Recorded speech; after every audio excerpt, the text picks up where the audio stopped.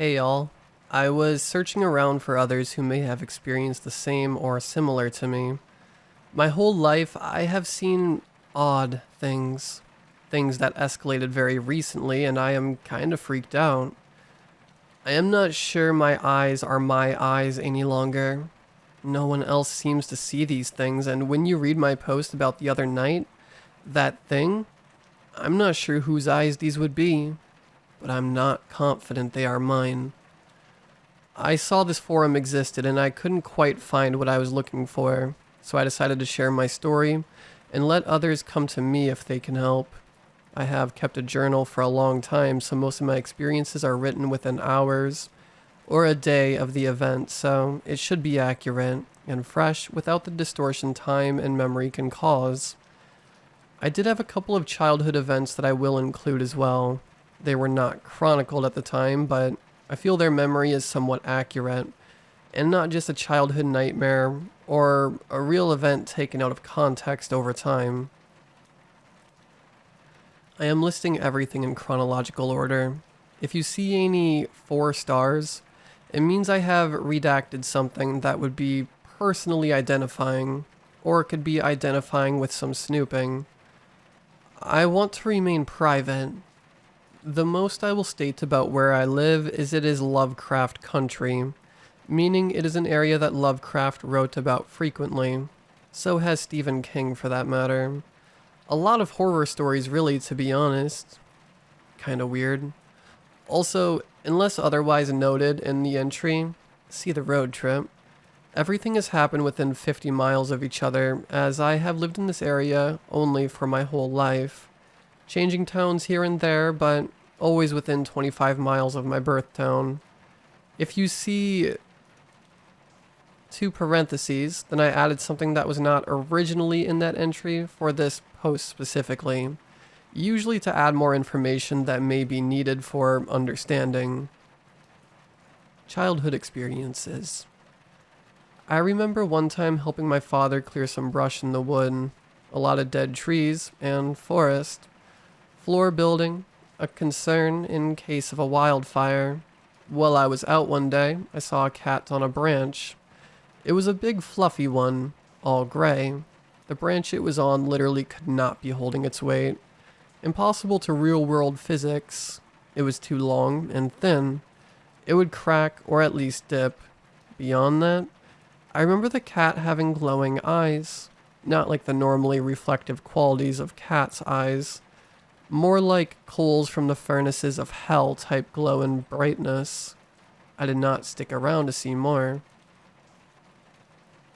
A couple years later, in the same woods, I think I saw what one could call an elf. Old European elf. That is, not Lord of the Rings style. It ignored me and walked away because I wanted nothing to do with it. A theme with me. January, 4 stars. The concert tonight went well. Mr. Stars picked some good music that as a whole we were actually able to play. Not sure why he picked January for it though. The weather was bad. It wasn't bad when I drove in, met Stars, and she let me know the weather was supposed to turn, and her mom wanted her home right after the concert. Sucks. While waiting for everything to start, got a new record in Snake. Tim still can't read music, so he was relegated to the bass drum. He actually did well. He's growing up. Sam nailed the timpani and xylophone. She would probably be section leader and not me if she had the dexterity for the snare and could play set. As it was, the rest did alright. I messed up a couple of places, but recovered well, and I nailed the anvil part of Song of the Blacksmith, Gustav Holst, Suite in F, Movement 3. The ride home is where it got weird. I left the school, and before I got to the top of Stars Hill, it was completely a whiteout. I never drove in something like this before, so I went slow, but I got so confused because everything was the same. I could only see a few feet in front of the car, and no lights from the houses made it through. General explanation of this next part, as it would not be clear if I left it as is.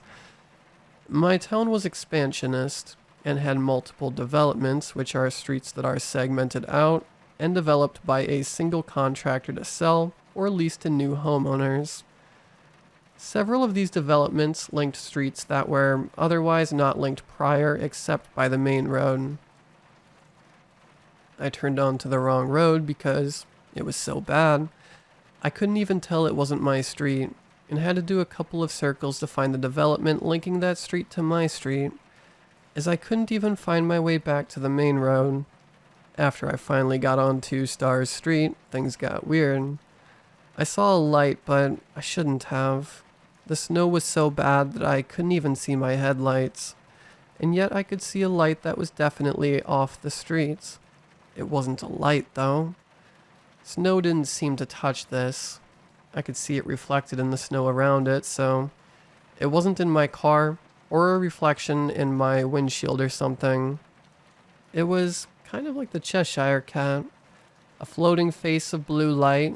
It wasn't originally looking at me, but it moved its attention, and when it saw me looking at it from my now stopped car, it looked startled for a second, then disappeared. Just turned off like someone flipped a switch. That's it. I made it home a few minutes later, and now I'm writing this. The face wasn't overly detailed, just a mouth and eyes. I saw it at an angle, but it did turn slightly to it was more directly visible to me. It was about 3 feet off the ground, I think. I don't know if it had a body. I just couldn't see. Stars also smoked some weed before the concert, so I don't know if I got a secondary high or something and it was a hallucination, but given other past experiences, I doubt it. October 24th, Stars. Road trip with James as planned. He promised a road trip to his hometown would be worth it, but don't know why anyone would want to go to Stars, but whatever. I wasn't doing anything else, and James is okay to hang out with. Not sure about worth it, but there are a lot of memories made.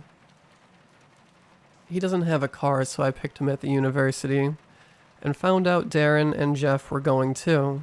Not a problem, I had room. My first stop was at my parents' house, grabbed some food, and grabbed some stuff from my old room for the weekend. You'd think at this point I'd have everything I cared about or needed from them, but I seem to remember something else every week. After we left there, we hit the interstate and started a drive that was longer than I expected. I didn't realize it was going to be 3 hours to get there. I hate Stars, the state I live in. In the car, I learned several new things. Apparently, James is a psychic vampire and likes to hang out with me because I always have an overabundance of good energy. He's good people, but really weird. I also learned Darren was planning to go into experimental medicine. I never knew what his major was, but apparently, he was doing a dual degree in engineering and pre-med. I hope we remain friends. Spoilers, we didn't. Because I am probably going to die of cholesterol someday, and he wants to make system flushing nanobots for a lot of common health issues. We finally get down there for our weekend. James promised that it is the best place to go for Halloween. I figure Salem must be, but whatever. Spoilers again. Neither is. First thing we do there is stop at the high school football game. Nothing spookier than a sport I don't care about. We went to visit the band afterward, which was awkward since the three of us didn't know anyone, and they were just changing in the band room, which was weird and icky. After all this, we went to not James' house, but to the house of one of his family's friends to watch Van Helsing, which was alright, and weird. Glad I skipped it in the theaters, though. Their house was super decorated, which was cool, and they had some kick-ass apple cider. Darren, Jeff, and I decided this was a weird visit. More like James was homesick and kind of tricked us into going with him. After we left the house, he took us to the first truly spooky thing, about a half-mile from the high school. On a walking path in the woods, there was a weird shrine-like statue. It had no inscription, and was of a woman with a cloak. It looked old, but not ancient, like early 1900s, not 1700s. James said the statue was important because it awakened his psychic vampire powers. The statue itself was of normal height and proportion, just a woman with a cloak. It was made of stone. There were no lights except the flashlights James brought, which I wish he told the rest of us to as well, but whatever. James asked us to sit cross-legged in front of it with the backs of our hands and our knees, and fingers up, thumb and middle connected like a circle. I couldn't because of my old knee injury. When you're measuring throwing competitions for track, don't get hit by javelins is all I got to say on that. The rest did though, so I got to stand aside with my flashlight and make sure that nothing happened. If a bear came out of the woods, I was running, so I don't know what they wanted me to do. Getting Jeff to sit still for 5 minutes is a miracle, but it happened. I was thinking about that as I started to feel uneasy. I looked around but couldn't find anything off, so I just continued to stand. After about 10 minutes, I was super bored. I wish my phone was backlit so I could play Snake. The uneasiness got stronger, and I finally noticed something off. The statue. It looked different. A slight twitch of the lips, maybe, but it just looked cleaner, with fewer cracks than before. I couldn't tell, but it was not the same as when we got there. I also felt more tired. At this point, I gave up and tapped James' shoulder. I think he fell asleep. He didn't get up easily, and he seemed groggy. After this, we went back to his parents' house and met his mother. Redacting the rest of the story, imagine 2 more barely entertaining days in a small town during Halloween season. You get the gist. November 12th, stars. I've only been an RA, resident assistant, for a couple of months, but man, I regret it. I am the unluckiest. I've had to call ambulances and police more than any other RA this semester. Pat let me know during our last meeting. Last night, I had to do rounds in Stars Hall. When the year started, I was stoked to not have to live there. That place has been creepy forever. It's built into a hill, so the first and second stories are in the hill itself on one side of the building, and normal on the other. I would never want to live in one of the dorms that was literally in the hill with no window. I think that's a war crime. Stars also has the highest self-afflicted violence rate, as Tammy puts it in our skip meetings. Pat equals resident director and Tammy equals his boss. It has something to do with the fact half the building doesn't get light, we think, so the RAs there have additional training about what to look out for regarding emotional health. Anyway, since it sits in the same quad as Stars, my dorm, apparently if all their RAs are unavailable, they pull from other buildings. Lucky me. So I found myself in this creepy building, in an office I don't know, and doing rounds in halls I don't know, to check on kids I don't know. Great night. To be fair, it kind of was until my last round at 3 a.m. It had been quiet and I got my homework done, and was just watching TV in the office. Normally, I would go back to my room, but since I was in a different building, they told me to sit it out in the office all night. It was my last round of the night. I was on the second story, hillside, as I passed one of the bathrooms. There was a blood puddle on the ground. Not again. It was large, too, at least 1.5 feet across. It also went under the door, so my guess was it was seepage. I knock on the door and warn them I am going to open the door.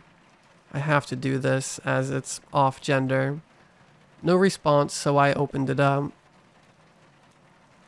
More blood on the ground. It looked like it was a river coming from a stall. I asked if anyone in there could hear me. The last time I had this happen, stars, a journal entry not being included with this post. I called the EMTs. It only took a couple of minutes. Stars is the closest hall to the on-site EMT volunteers. They literally just pull off of the building and drive 100 feet, if that. I was approached by the lead EMT, the same one the last 2 times I had to call them. He knows me by name now. He asked where the issue was. He was literally standing in the blood. I pointed to the stall and let him know he was standing in the blood. He looked confused. He checked in the stall, but no one was there. He let me know he couldn't see any blood. I looked down again, and now I couldn't see it either. He checked me out while the rest went back. He told me he was going to speak to Pat and get me some time off. He also suggested I speak to the on-campus counselor. He was worried I had seen too many bad things in too short of a period. We'll see what today brings. This was originally written the morning after before I met with Pat or Tammy. They were concerned for me and had me take a couple of weeks off. I also had to be cleared by the university counselor before I could return to work. April 13th, stars. Work sucked, and I saw spooky shit again. It's been 6 years, so I was hoping that was done with. Work always sucks, though. I can't wait to get out of this restaurant. I don't care if they want me to be GM. I don't want to be GM. Being the GM of a Stars is not my life's ambition.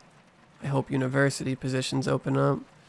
No one is willing to retire, and by the time they do, I won't be qualified any longer and need to recertify. Professorship/teaching. If you don't have relevant field experience and aren't a recent graduate, you are less likely to get a position. Nothing new or unique I'd want to read back and reference in the future there, so let's just get to the spooky stuff. Stars had the car tonight, so I had to bike to work. Biking 3 miles downhill on the way back isn't as bad as uphill on the way there, so whatever. The last 1.5 miles home after the hill is parallel to the river before you cross the bridge into Stars. I was on that path and looking at the river.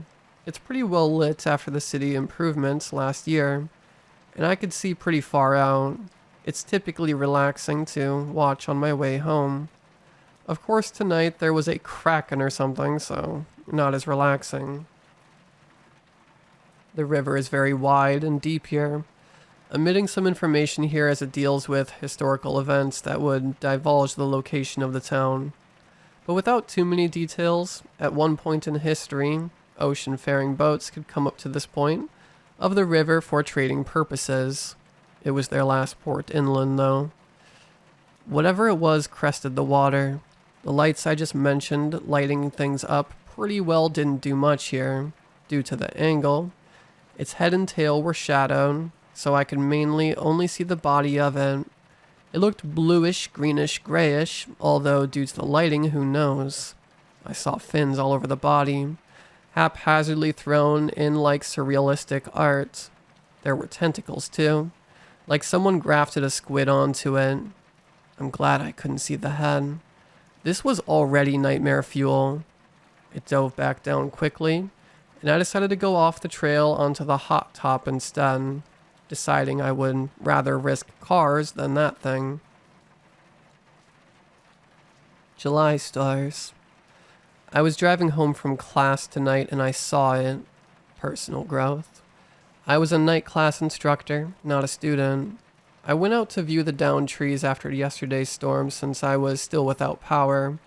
Like most of the state, it was next to the speed limit sign by the church, gripping a power line pole, so I knew it was about 1/2 mile away. A vaguely humanoid shape, dark and indistinct, with 3 more arms than anything on 2 legs should have. The face was unclear except for amazingly white pupilless eyes, bright like bleached teeth, power coruscated up its arms, white and blue electricity feeding to where its face should be. Based on where I saw them in comparison to the sign, it was next to, and the distance, I think it was between 14 and 18 feet tall. I noped and backed out. I'm glad this shit only happens every few years now, but I would rather it be done. No one else sees these things. Why me? 6/6/2022. I was driving home late at night with my wife after visiting some friends. I want to say around 11 p.m. or so, but that's a little fuzzy. We weren't really checking the time. I saw something in the road. I don't know what. I got the impression it was bipedal and large.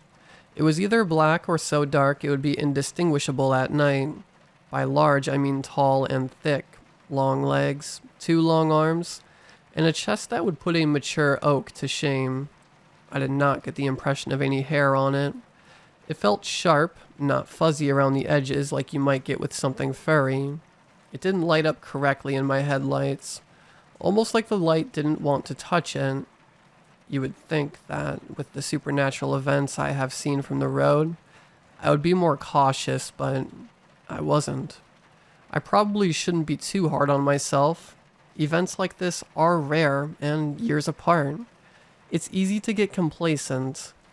I swerved to miss the thing and hit a tree. I checked back to see if it would involve itself in our accident further, but it was completely gone. Not a trace.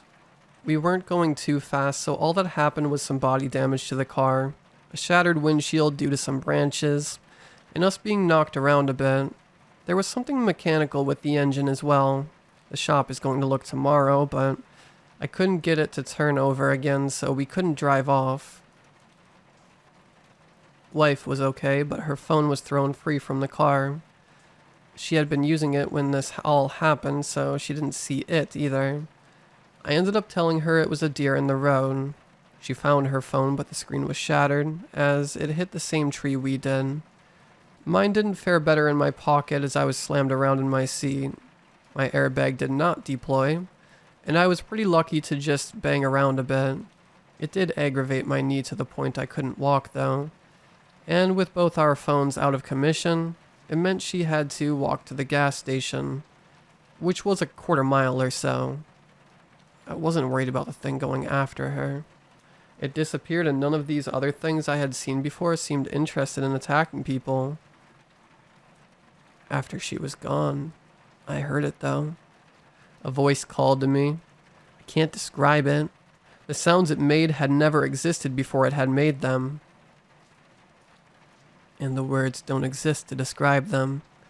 If you have read The Color Out of Space by H.P. Lovecraft, you will know that sometimes you simply can't describe something. Imagine a color that has never been seen before and try to describe it. You won't be able to. Try to explain non-Euclidean geometry, or what the fifth dimension looks like to human eyes, not graphs. You won't be able to. There are concepts your mind just can't process because it wasn't built for them. These sounds, this voice was among them. I will never forget what it said. Those eyes, not you. Stars. Reclaim glorious agony, followed by madness-inducing laughter that was tinged with a color never seen by humans before. The geometry so alien Lovecraft couldn't conceive them either. Each word was said as if it were from a language never conceived and long dead. There were seconds and years between each word, the syllables echoing the rise and falls of civilizations, human and alien. This short sentence took 30 seconds and 3,000 years to say. I passed out at this point, my mind a gibbering mess, refusing to even try further. A broken thing looking to find a cave to hide in and lick its wounds. I woke up in an ambulance. I was at the scene. I could see a wrecker getting in my car and my wife hovering with worry. I didn't feel great, but my mind wasn't shutting down to protect itself from intrusion any further, so I accepted that as a win and took a ride to the ER where they gave me the all clear. I decided, after this event, that it was time to tell my story. Most poignantly, it was because for the first time in my life, the story changed. I'm too old for this, and never, and I mean never in all these years, has anything I have seen made noise. Never a splash, A creak, a groan, a mumble, a whisper. Nothing. A void of sound, but now they have a voice. I am terrified. I hope it's years, or never, before I see or hear something again. I need to find a place to post this and get the message out. End of entries.